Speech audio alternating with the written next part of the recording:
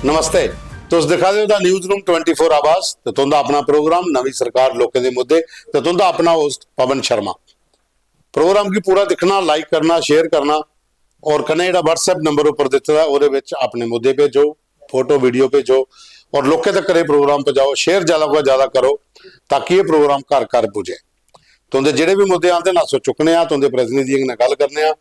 जित्थों दी कोशिश होंदी है अस प्रोग्राम पूरा जेह्ड़ा उंदे कोल पजाइए तो तुंदे मुद्दे हल करवाने की भी कोशिश करने। कई मुद्दे हल भी होंगे, कई थोड़ा टाइम लगी जाता, उसका इंतजार भी करना पौंदा, लेकिन कोशिश पूरी करने। खैर अज चलने, अज पहला वीडियो दसने तुसें गी। ये आए दा सुंदरबनी दे कन्नै गै इक पौंदा महल्ला मकाड़ा, जिथे सुंदरबनी जाओ तो पीर बाबा आंदा, ओहदे खब्बे हत्थ मकाड़ा। उत्थे प्रधानमंत्री ग्रामीण सड़क योजना के तहत एक रोड बनया। और रोड की हालत के ही कि वो जी इंजीनियरिंग हो रही है भी कमाल दी है। जो उत्थे इंजीनियर है ये वीडियो तो देखो, ये वीडियो ले जो बरखा लगी थी थोड़े दिन पहले, तो पानी जरा लोगों के घर अंदर फिरा। ये देख रहे हैं नाले की हालत। ये अभी अभी रोड बनी है, नाली का कोई प्रबंध नहीं है। सामने गेट है, पूरा घर अंदर से डूबा हुआ है, पानी पूरा अंदर जा रहा है, कहीं पानी का ड्रेनेज नहीं दे रखा है। पानी निकलेंगे, ये देखते हैं दूसरा घर आपको दिखाते हैं। अभी ले आइए, ये सामने सामने ले चलें थोड़ा सा। ये देखिए घर, इस घर का पूरा घर जो है पानी में डूब गया है। पानी बाहर ही घट ज्यादा तो लोगों के घर ज्यादा ज्यादा, तो सारे के जेडे उत्थे गली दे विच घर ने 4-5 जेडे सारे परेशान। एक गौरव शर्मा होर ने मकाड़े दे, उन्हें वीडियो भेजा, आखा ये देखो प्रधानमंत्री ग्रामीण सड़क योजना के तहत ये रोड बनया पूरा, तो इत्थे ना नाली है, जी पुली इधर पाइपा पाई दी वो टुटियां दियां। तो उस वीडियो देखो, एक वीडियो पानी विच जो बरखा बरा दी, एक वीडियो हुंदा कि वो नाली की हालत के है, किस हिसाब का रोड है। लोकें की इन्नी परेशानी है, कम से कम 20-50 तो 60 घर ने उत्थे जेडे इस केड़ी ये गली दे कन्ने पूरे लगदे न, ते सारे दे घरे पानी फिरा दा हुंदा। होएदा क्या है कि जिहड़ी इंजीनियरिंग होई थी ना कमाल दे बंदे जेडे जिन्हें रोड बनाया प्रधानमंत्री ग्रामीण सड़क योजना के तहत, वो जी नाली कहते बनाई थी वो पाइपा भी टुटियां, तो नाली ढंग की बनाई नहीं। रोड कर उड़िया हूँ थोड़ा उच्चा, तो लोगों के मकान हो थले थले, तो पानी सारा जो लोगों के घरें ज्यादा। अगर दोनों साइडें नालियां अच्छी बनी दी हो तो पानी जो कन्नै निकासी हो जाती। लेकिन ये लोग परेशान है कि ना इतना कोई सुनने इस हिसाब का। ये डबल इलाका पै जाता, अद्धा पै जाता है सुंदरबनी च, अद्धा पै जाता है जम्मू च, मतलब डिस्ट्रिक्ट रजौरी तो डिस्ट्रिक्ट जम्मू सांझा पौंदा पूरा महला। तो डिपार्टमेंट ने तो काम कर उड़िया, लेकिन उसके बाद हूँ 2 MLA ने, एक बख्शी सतीश शर्मा होर ने, ये पासा उंदे च पौंदा चौकी चौरा मैरा मंदिर अगे जी पौंदा। वैसे तुस लाई सकते हो इसी ब्लाक जो चौकी चौरा के कोल गए, ये उस इलाके च पौंदा। तो कन्नै गै दूआ इलाका जो कन्नै वो जेडे सुंदरबनी का MLA जिते दे सुंदरबनी काला कोट के उंदे च पौंदा। तो इनकी सुनवाई कुहा बक्खी दा नहीं होआ दी। तो हालत इन्नी ज्यादा हुई दी है कि अगर होर बरखा 4 लगी जा तो सारा पानी जो लोगों के घरें अंदर फिरना, लेकिन सुनने वाला कोई नहीं। डिपार्टमेंट भी बस्त हूँ ये बारे कौन गल कर।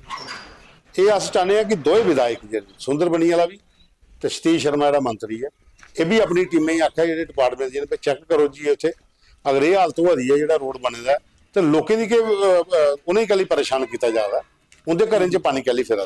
तो ये मुद्दा बड़ा अच्छा है, ये दोनों विधायकों को लिंक भेज के उन्होंने गल भी करके कि यदा मसला हल जल्दी को जल्दी होना चाहिए। वो बाद चलने अस तुम दसने फोटो। ये विवेक शर्मन ग्राम मनोआ कठाड़ मैरा मांदरा, इन्हें एक इनविटेशन भेजा कि ये अपने प्रोग्राम च चलाओ कि मकर संक्रांति पर जी 14 जनवरी की आनी है, ਉਹਦੇ पर उत्थे 5 पीर बादशाह की जगह है, तो उत्थे वीर बजरंगी का एक सिंझ लगनी है, दंगल मेला जोड़ा वो लगना है। तो लोग अगे अपील है कि सारे लोग उत्थे आउण। उन्हें पूरी तैयारी भी की दी है, ग्राउंड भी दंगल वास्ते तैयार हो जी है, सीढ़ियां भी बन जाए बईए दिखने वास्ते, तो दरगाह भी है पीरे की। तो बजरंग बली के नाम का दंगल होंदा, तो जाना चाहिए सारे लोग जिन्हें उत्थे पुजन। ग्राम मनोआ कठाड़ मैरा मांदरा, तो 14 जनवरी की है मकर संक्रांति, उस दिन ये सिंझ मेला होना उत्थे। दूआ सानू अजय शर्मा होर ने इन्हें एक डिमांड भेजी दी है कि ग्रां कनेरी चौकी चौरा 12 साल पहले इत्थे कम्युनिटी हैल्थ सेंटर बनया हाँ, जिसले श्याम लाल शर्मा और हैल्थ मिनिस्टर है। और बिल्डिंग तो तैयार हुई, पर वो बाद ना नुहाड़े कोई स्टाफ ना अगर कोई अपॉइंटमेंट हुई।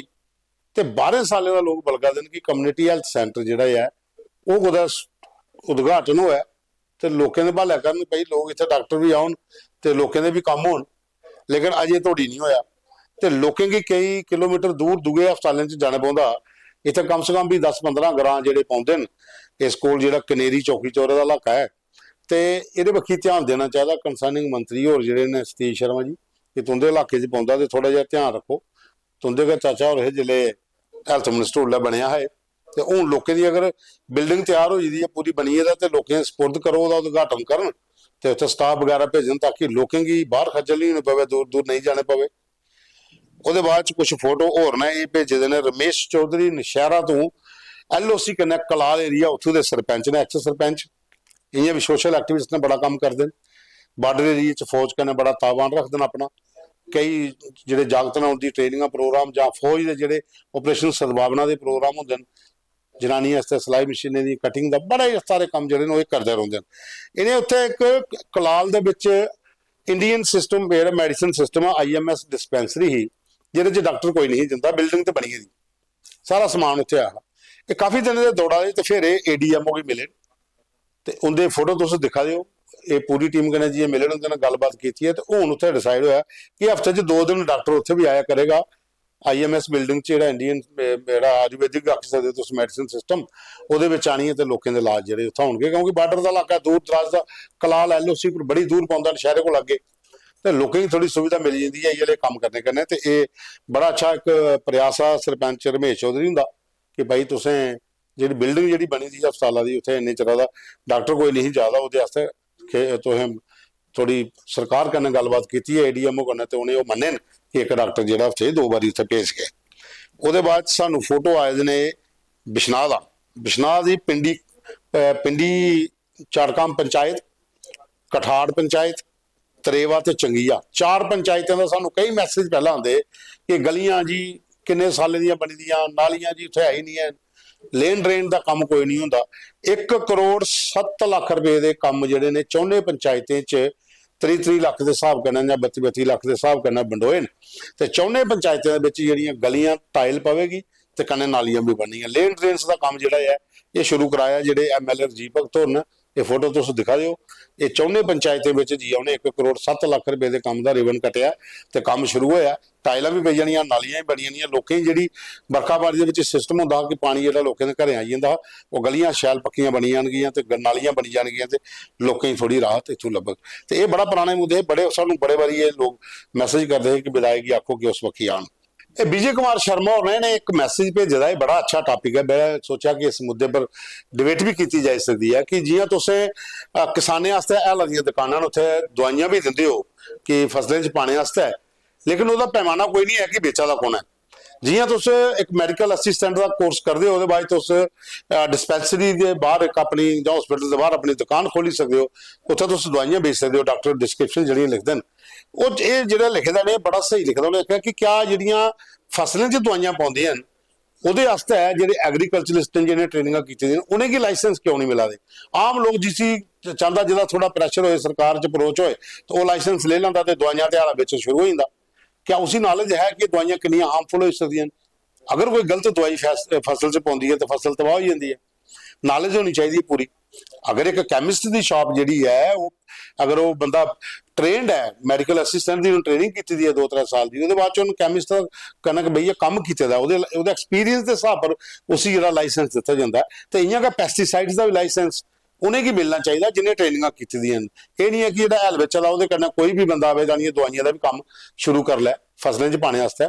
ये भी तो फसलों भी तो जो तुम रांदे हो तो उनकी रख रखाव करना, फसल समेटनी, किसानों का बड़ा उत्थे अपना सारा सरमाया लगे होंगे। तो अगर दवाई गलत पाई उड़ी, गलत दवाई दे उड़ी तो वह नुकसान होना, फसल तबाह हो जानी। तो इस करिए ये भी बड़ा जरूरी है कि यह भी बंदा ट्रेनड होना चाहिए, ट्रेनिंग की होनी चाहिए। एग्रीकल्चर डिपार्टमेंट की चाहिए इस बारे बाकी सोचा जा। तो जिन्हें भी जे नवे सेंटर खोला दो तो यदा एक दायरा रखा जाए, एक पैमाना रखा जा कि वह बंदा लाइसेंस ले सकता जिन्हें ट्रेनिंग की हो। तो जाओ उसी ट्रेनिंग कराओ, 3-4 महीने की दवाइयों के बारे जानकारी दो तो वो बाद लाइसेंस दो। तो यह अज के वीडियो फोटो तो मुद्दा जोड़े है। तो मैं तुहानू अगर परती अपील करना, कल भी तुसें आख्या कि वीडियो इं शूट नहीं करना, इं करना। अज भी 3 वीडियो इंपॉर्टेंट है लेने पे, लेकिन क्या है कि वो इं शूट होए फिर कट बड करने पौंदी, थोड़ी एडिटिंग वाली टीम की भी बड़ी परेशानी नुहाड़े च हुंदी है। ਤੇ ਪ੍ਰੋਗਰਾਮ ਤੁਸੀਂ ਸਾਡਾ ਦਿਖਾ ਦਿਓ, ਲਗਾਤਾਰ ਦੇਖਦੇ ਰਹੋ। ਫੇਸਬੁੱਕ ਤੇ YouTube ਪਰ ਫਾਲੋ ਸਬਸਕ੍ਰਾਈਬ ਕਰੋ, ਸ਼ੇਅਰ ਕਰੋ, ਜਾਓਗਾ ਜਾ ਲੋਕਾਂ ਤੱਕ ਪਹੁੰਚਾਓ। ਕੱਲ ਐਤਵਾਰ ਹੈ, ਕੱਲ ਅਸੀਂ ਤੁਸੀਂ ਮਿਲਣਾ ਨਹੀਂ, ਸੋਮਵਾਰ ਨੂੰ ਦਿਨ ਫਿਰ ਮੁਲਾਕਾਤ ਹੋ। ਤੁਹਾਡਾ ਮਤਾ ਧੰਨਵਾਦ।